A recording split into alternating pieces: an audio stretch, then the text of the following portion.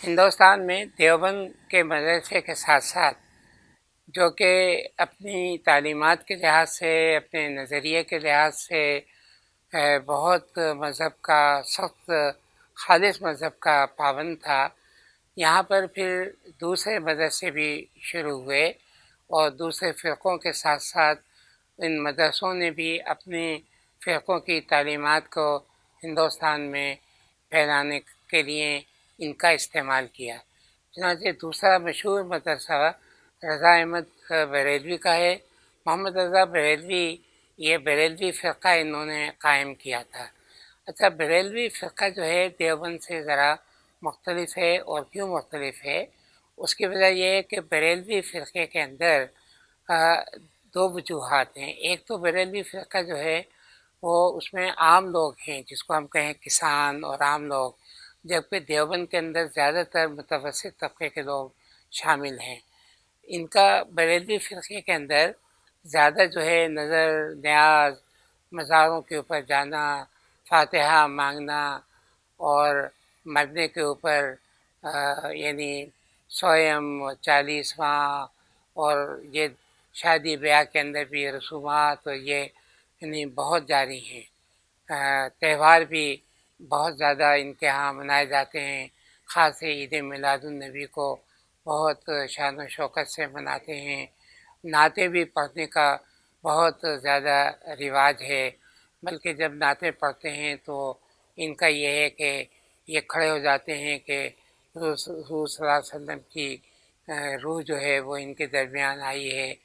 تو اس وجہ سے جو دیوبندی لوگ ہیں، یا وہ لوگ ہیں جو اسلام کی خالص تعلیمات پہ یقین کرتے ہیں، وہ بریلویوں کے بارے میں یہ سمجھتے ہیں کہ انہوں نے اسلام کو کافی بگاڑ دیا ہے۔ لیکن جو ان کی دلیل تھی رضا خان بریلوی کی، یا بریلویوں کی جو دلیل ہے وہ یہ ہے کہ ہندوستان میں رہتے ہوئے مسلمان معاشرے نے بہت سی رسومات اور بہت سی عادات اور بہت سے تہوار جو ہیں وہ یہاں کے اختیار کر لیے ہیں، جو اب ان کی زندگی کا ایک حصہ ہیں، جو ان کی روزمرہ کی زندگی کے اندر داخل ہو گئی ہیں۔ اگر ہم نے ان سب کو نکالا تو ان کی زندگی بالکل بے مزہ ہو کر رہ جائے گی۔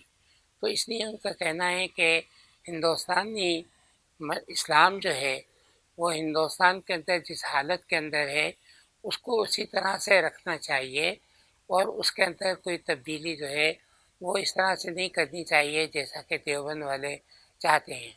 چنانچہ انہوں نے مظاہر العلوم مدرسے کی برانچیں جو تھیں وہ مطلب کہ قائم ہوئی۔ اچھا، اب ہوتا یہ ہے جیسا آپ جانتے ہیں کہ اب فرقے وارانہ مطلب کہ تضادات جو تھے وہ شروع ہو گئے۔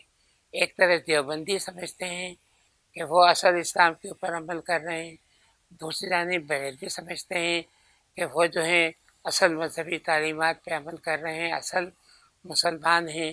تو یہ ایک فرق ہے۔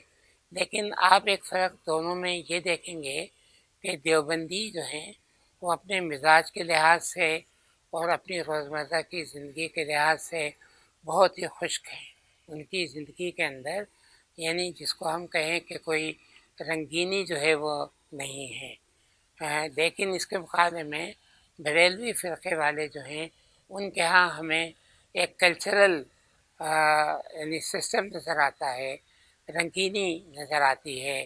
یہ نعتیں بھی ذوق و شوق سے مطلب کہ گاتے ہیں، یہ تہوار بھی بہت ہی ذوق سے اور جوش کے ساتھ مناتے ہیں۔ اور خاص بات یہ ہے کہ ان کے تہواروں میں اور نظر نیاز کے اندر کھانے پینے کی اشیاء جو ہے وہ انواع و اقسام کی ہوتی ہیں، نئی نئی قسم کی مطلب کہ اشیاء۔ تو ایک طرح سے کلچرل لحاظ سے بریلوی جو ہیں وہ عام لوگوں کو زیادہ متاثر کرتے ہیں، چونکہ عام لوگوں کی زندگی کے اندر یعنی کچھ ہوتا نہیں ہے، بڑی خشک ہوتی ہے۔ تو اگر اس عام زندگی کے اندر اگر ذرا کوئی رنگینی پیدا ہو جائے اور کوئی کلچر مل جائے تو وہ اس کو قبول کر لیتے ہیں۔ اور اظہر بریلوی صاحب نے شبستان اقبال ان کی کتاب ہے فتاویٰ کی، تو وہ بھی بڑی دلچسپ کتاب ہے۔ اس میں انہوں نے فاتحہ کے مختلف تہواروں کے اوپر ان کے باقاعدہ مینو بھی انہوں نے بتائے ہیں کہ جیسے 11ویں شریف ہے تو اس موقع پہ کیا پکوان ہونے چاہیے، اگر محرم ہے تو کیا پکوان ہونے چاہیے، اور اسی طرح سے اگر دوسرے اور بزرگوں کے عرس کے موقع پر اگر کوئی عرس منایا جاتا ہے تو کیا ہونے چاہیے، تو باقاعدہ اس کے انہوں نے مینو بھی بنایا ہے۔ اور پھر یہ جو مطلب کہ قوالیاں ہوتی ہیں، لوگ اس سے بھی لطف اندوز ہوتے ہیں، اور جو نعتیں پڑھی جاتی ہیں اس سے بھی لطف اندوز ہوتے ہیں۔ اور ان کا جو ایک مسئلہ جو ہوتا ہے وہ یہ ہے کہ پرافت صلی اللہ علیہ وسلم کی شخصیت جو ہے اس کو معاشرے کے اندر زیادہ سے زیادہ مقبول جو ہے وہ بنایا جائے، اور مقبول بنانے کا طریقہ ان کا جو ہے وہ یہ ہے کہ میلاد شریف کی محفلیں مطلب کہ زیادہ سے زیادہ ہوں، کھانا پینا ان میں ہونا چاہیے، نعتیں جو ہیں وہ پڑھنی چاہیے۔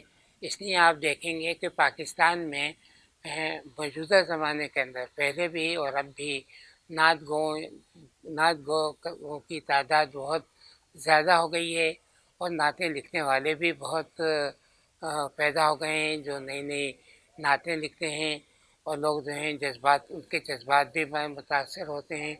تو یہ دونوں فرقے جو ہیں وہ ایک دوسرے کے بڑے مخالف ہو جاتے ہیں مذہبی لحاظ سے، لیکن دیکھا جائے تو دیوبندی جو ہیں وہ ایک طرح سے اشرافیہ کو اور متوسط طبقے کو کہ جن کے پاس یعنی ذرائع ہیں وہ ان کو متاثر کرتے ہیں، بریلوی جو ہیں وہ عام لوگوں کو متاثر کرتے ہیں۔